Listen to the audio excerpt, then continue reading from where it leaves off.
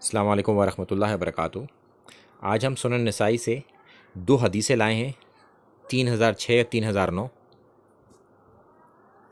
اور صحیح مسلم سے 240۔ عبداللہ ابن عباس رضی اللہ تعالیٰ عنہ نے امیر شام کو بغض علی میں مبتلا پایا اور اللہ کے رسول صلی اللہ علیہ وسلم کی سنتوں کو چھوڑتا ہوا،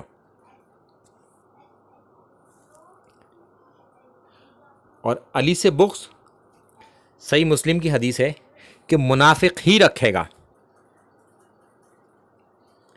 اور اس حدیث کو صحیح کہنے والے یہ 6 محدثین ہیں جنہوں نے اس کو صحیح قرار دیا ہے۔ اس میں امام ذہبی بھی شامل ہیں۔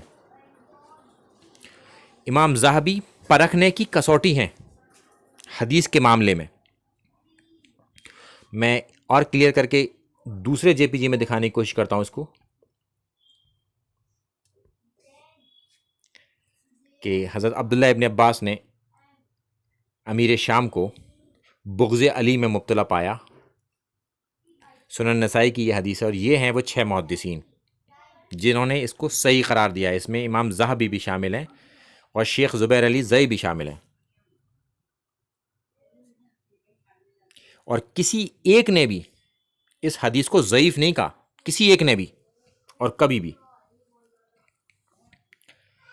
السلام علیکم ورحمۃ اللہ وبرکاتہ۔